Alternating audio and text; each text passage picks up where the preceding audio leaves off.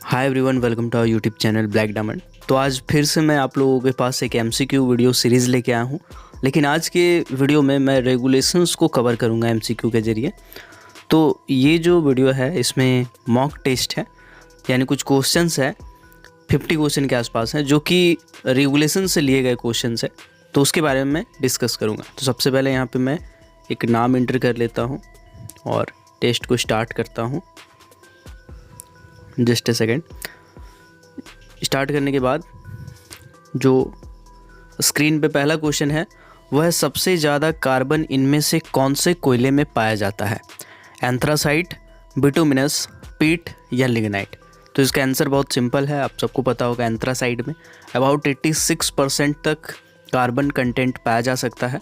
और यहाँ पे मैं एक बार और क्लियर कर देना चाहता हूँ कि जो कोयला होता है उसमें बेसिकली 5 तत्व होते हैं, 5 एलिमेंट होते हैं: carbon, nitrogen, hydrogen, sulphur and oxygen. Okay, जिसमें जो कार्बन होता है इसको हम लोग प्राइमरी कहते हैं और इसी के बेसिस पे अलग अलग डिवीज़न किया जाता है कि पीट है, बिटुमिनस है, लिग्नाइट है, एंथ्रासाइट है। ये कार्बन कंटेंट के आधार पर डिसाइड किया जाता है।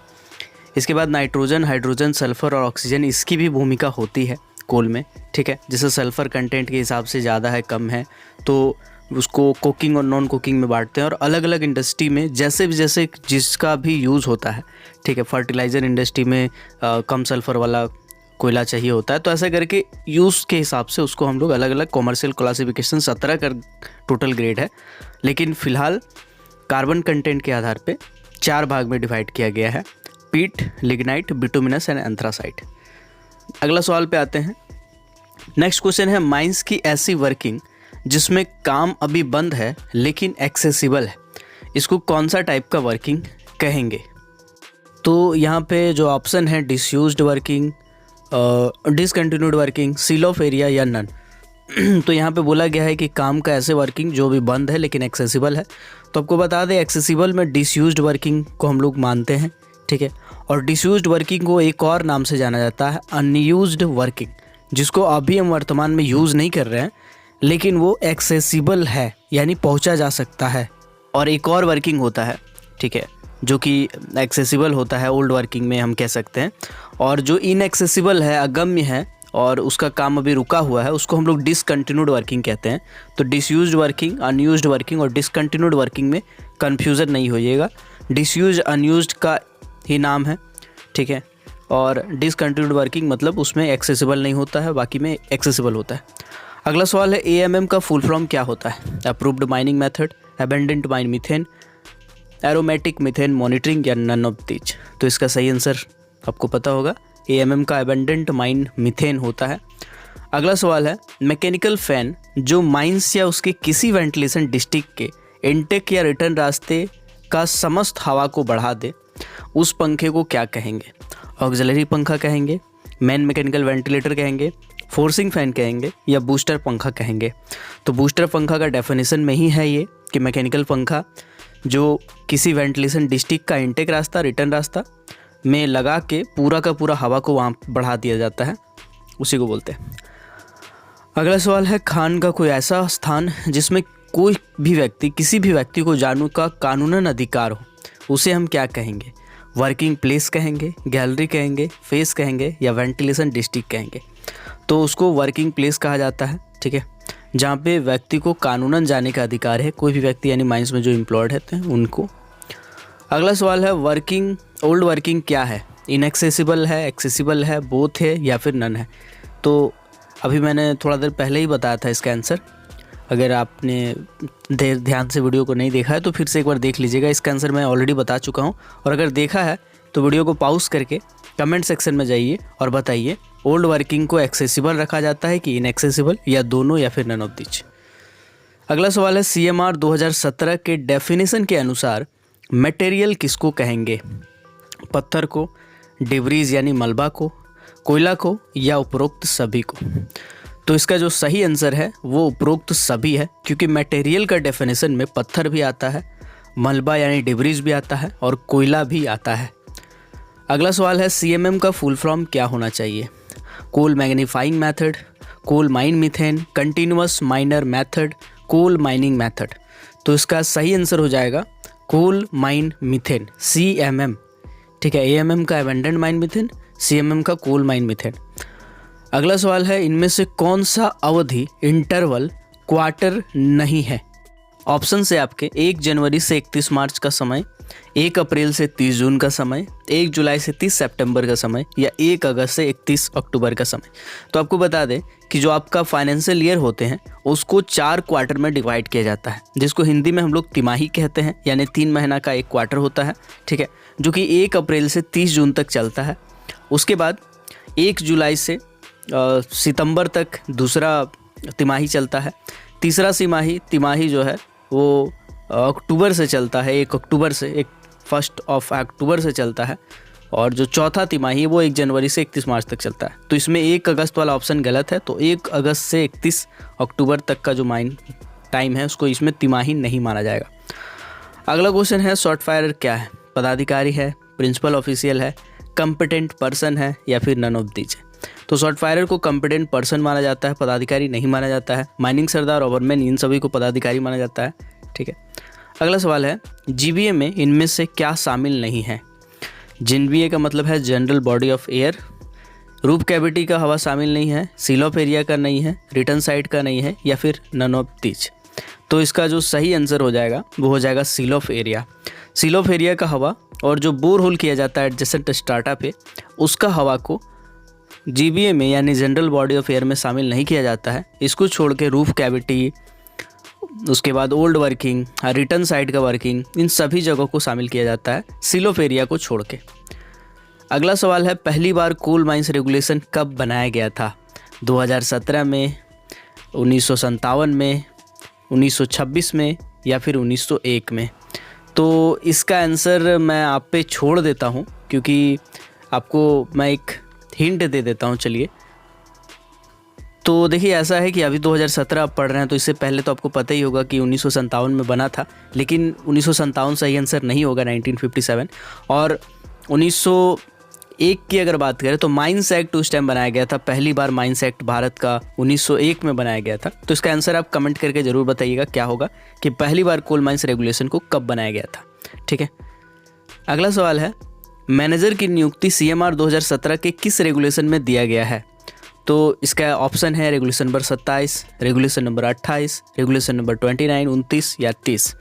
तो इसका सही आंसर हो जाएगा रेगुलेशन नंबर 27। तो यहाँ पे मैं एक और चीज़ बता देना चाहता हूँ कि मैनेजर का नियुक्ति रेगुलेशन नंबर 27 में है। रेगुलेशन नंबर 28 में उसी का कार्यभार रिपोर्ट है, यानी कि जो चार्ज सेट फाइल किया जाता है लास्ट में पदभार छोड़ते टाइम। और रेगुलेशन नंबर 43, 3 रेगुलेशन मैनेजर से रिलेटेड इंपॉर्टेंट है जो आपको याद रखना है। पहला नियुक्ति जो कि 27 में है, 28 में है जब छोड़ के विदाई करके जाता है तो, और 43 में है कर्तव्य और जिम्मेदारियाँ। तो 3 रेगुलेशन ध्यान रखिएगा। तो इसका सही आंसर हो जाएगा रेगुलेशन नंबर में। और सॉरी, मैं सब में टिक नहीं कर रहा हूँ, इस बार भी मैं जब लास्ट में क्लिक करूँगा तो आपको लगेगा कि गलत है। देखिए मैं बहुत सारा क्वेश्चन को छोड़ा हुआ हूँ, ठीक है। चलिए आगे बढ़ते हैं। तो इसका रेगुलेशन नंबर 27 है, ठीक है। अगला सवाल है, इनमें से HEMM का कैटेगरी में क्या नहीं आता है? 50 mm से कम डायमीटर होल करने वाला drill machine, hand held drill machine, both या फिर नन? तो इसका सही आंसर हो जाएगा बोथ। 50 mm से कम डायमीटर होल करने वाला ड्रिल मशीन और हैंड हेल्ड ड्रिल मशीन, ये दोनों ही HEMM के कैटेगरी में नहीं आते हैं, ठीक है। अगला सवाल है, शाफ्ट यानी चाणक के अंदर ऊपरी सिरे व तल्ली के बीच उतरने का स्थान या प्लेटफॉर्म को क्या कहेंगे? यानी पिट टॉप से पिट बॉटम के बीच में जितने भी जगह पे आप उतरते हैं, अलग अलग प्लेटफॉर्म हो, उनको क्या कहते हैं? स्टेपल पिट, इनसेट, इनक्लाइन या फिर नन? तो इसका सही आंसर हो जाएगा इनसेट, उनको इनसेट कहा जाता है। अगला सवाल है, माइंस की ऐसी वर्किंग जिसका काम रुका हुआ हो और इनएक्सेसिबल हो? तो इसका आंसर भी मैंने बताया है, अगर आप वीडियो को ध्यान से देख रहे हैं तो आपको पता होगा कि इनएक्सेसिबल वर्किंग जिसका काम अभी बंद है उसको हम लोग क्या कहेंगे, बताइएगा, ठीक है। हिंट दे देता हूँ, डिसयूज्ड और अनयूज्ड वर्किंग के बारे में मैंने बताया कि वो एक्सेसिबल होता है, ठीक है। तो आप बताइएगा अपना आंसर। अगला क्वेश्चन है, in by end and moving front को क्या कहते हैं? उसको गैलरी बोलेंगे, फेस बोलेंगे, ड्रिफ्ट बोलेंगे या जंक्शन बोलेंगे? तो अकॉर्डिंग टू डेफिनेशन इसको हम लोग फेस कहते हैं, inbye end and moving front, क्योंकि फेस ही आगे आगे मूव करता है। गैलरी उसके द्वारा बना रास्ता को कहते हैं, और ड्रिफ्ट तो खैर पत्थर वाला काम में हो गया, और जंक्शन तो जहाँ पे अलग अलग डायरेक्शन में जाने के रास्ते होते हैं उनको कहते हैं। अगला सवाल है, किसी माइन बाउंड्री के अंदर हर जगह से हुआ प्रोडक्शन का पिछला फाइनेंशियल ईयर का मंथली एवरेज क्या कहलाएगा। तो ये पूरी डेफिनेशन है एवरेज आउटपुट का, ठीक है। तो इस तरह से हम लोग निकालते हैं। अगला सवाल है, किसी इंसेट या पिट बॉटम पर नियुक्त व्यक्ति जो व्यक्ति या सामान के लिए सिग्नल देगा वो क्या कहलाएगा। तो इसका आंसर आप कमेंट में बताइएगा। इसको चलिए मैं इसका हिंट दे देता हूँ कि पिट टॉप पर, यानी कि जो सबसे ऊपरी पार्ट होता है इंक्लाइन का शाफ्ट का, उसमें जो आदमी रहता है उसको हम लोग बैंक्समैन बोलेंगे। तो यहाँ पे हम लोग क्या बोलेंगे, ये पिट बॉटम की बात हो रही है, तो वहाँ पे जो आदमी रहता है उसको क्या बोलेंगे। अगला सवाल है, शाफ्ट या इंक्लाइन के ऊपर व्यक्ति जो सामान व्यक्ति को चढ़ाने के उतारने के सिग्नल देने का काम करते थे, दोनों लगातार आ गया, तो उसको हम लोग क्या बोलेंगे, ठीक है। तो ऊपर का बात हो रहा है तो बैंक्समैन, तो इसका भी आंसर आपको पता चल ही गया होगा अभी तक। इसको हम लोग ऑन सेटर कहते हैं पिट बॉटम वाला को, और पिट टॉप को हम लोग बोलते हैं बैंक्समैन। अगला सवाल है, CMR के अनुसार फॉर्म जारी कौन करता है। सेंट्रल गवर्नमेंट करता है, चीफ इंस्पेक्टर, रीजनल इंस्पेक्टर या मैनेजर। तो इसका सही आंसर हो जाएगा चीफ इंस्पेक्टर। जितने भी फॉर्म्स होते हैं उनको जारी करता है, ठीक है। सेंट्रल गवर्नमेंट सेक्शन 12 के अधीन कमेटी बनाता है जो अलग अलग चीज़ को डिसाइड करता है, अलग अलग पैरामीटर्स को तय किया जाता है उसके द्वारा, और वही जो उसी में चीफ इंस्पेक्टर इसको जारी करता है। खैर, तो अभी का मैं काम करता हूँ, देखता हूँ कितना क्वेश्चन कर सकते हैं। 1 डिग्री गैसीय में GBA में गर्म गैस की मात्रा कितनी होगी। तो ये तो आपको पता होना चाहिए, 1 डिग्री, 2 डिग्री, 3 डिग्री का डेफिनेशन, कि 1 डिग्री में जनरल बॉडी ऑफ एयर में अगर हम बात करें तो गर्म गैस 0.1% से कम होता है। बारूद का विवरण इनमें से किस में दिया गया है। Mines act 1952, mines rule 1955, CMR 2017, explosive act 1884। तो उसका सही आंसर हो जाएगा एक्सप्लोसिव एक्ट 1884, यानी 1884 एक्सप्लोसिव एक्ट में इसके बारे में दिया गया है। अगला सवाल है, सरदार के ऊपर का अधिकारी कौन होता है। प्रिंसिपल ऑफिशियल होता है, शॉट फायरर होता है, ओवरमैन या असिस्टेंट मैनेजर। तो इसका सही आंसर हो जाएगा ओवरमैन होता है सरदार के ऊपर का अधिकारी। अगला क्वेश्चन है, CMR 2017 में कितनी अनुसूची यानी शेड्यूल है। 1, 2, 3 या 4। तो देखिए अभी के हिसाब से एक शेड्यूल है। अभी जो है वो जो नक्शा में अलग अलग सिंबल यूज़ किया जाता है उसके बारे में शेड्यूल में दिया गया है। लेकिन पहले 1957 की बात करें तो 3 शेड्यूल हुआ करती थी, जिसमें फॉर्म वगैरह बहुत कुछ था, है ना।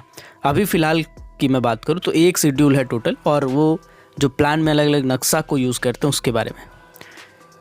तो अभी 25 क्वेश्चन ही रहने देते हैं, ठीक है। अगले वीडियो में मैं इसको आगे और बढ़ा दूंगा। तो आई होप आप जितने भी वीडियोस मैं बना रहा हूँ उसको देख रहे होंगे। आप अगर WCL की प्रिपरेशन करना चाहते हैं तो लगातार मेरे वीडियोस को देखते रहिएगा, और CMR से रिलेटेड मैं और भी वीडियो लाऊंगा। और एक चीज़ मैं आपको क्लियर कर देना चाहता हूँ, माइंस रूल और माइंस एक्ट से रिलेटेड बहुत सारे कमेंट आ रहे हैं, लेकिन माइंस रूल और माइंस एक्ट से रिलेटेड मैं वीडियो ज़रूर बनाऊँगा, बट स्पेशल मैं चाह रहा हूँ कि अब स्पेशल ही करके बना दूँ कि एक वीडियो देखिएगा तो माइंस रूल ख़त्म, एक वीडियो देखिएगा माइंस एक्ट ख़त्म, एक वीडियो देखिएगा सेंट्रल इलेक्ट्रिसिटी रूल ख़त्म। ऐसे करते हुए मैं वीडियो को सोच रहा हूँ। तो आप कमेंट सेक्शन में कमेंट करके ज़रूर बताइएगा क्या मैं इस टाइप से वीडियो बनाऊँ या नहीं बनाऊँ। तो कमेंट सेक्शन में ज़रूर बताइएगा, मैं उस तरफ से वीडियो बना दूँगा। और आपका जो भी सजेशन होगा किसी भी टॉपिक पे वो ज़रूर कमेंट कीजिएगा। आप ऐसा मत सोचिएगा कि मैं देखता नहीं हूँ, रिप्लाई नहीं देता हूँ। मैं रैंडमली पढ़ता हूँ और रिप्लाई देने का शायद मेरे पास टाइम नहीं बच पाता होगा, बट मैं आपके कमेंट को देख रहा हूँ और मैं उसी के हिसाब से बना रहा हूँ। आपने CMR पे कहा, मैं CMR पे स्विच हो गया हूँ। अभी बहुत सारे और भी चीज़ पे आने वाले हैं, तो आप निराश मत होइएगा यार, कमेंट करते रहिएगा। तो मिलते हैं अगले वीडियो में, तब तक के लिए keep watching, keep supporting. Till then, Jai Hind.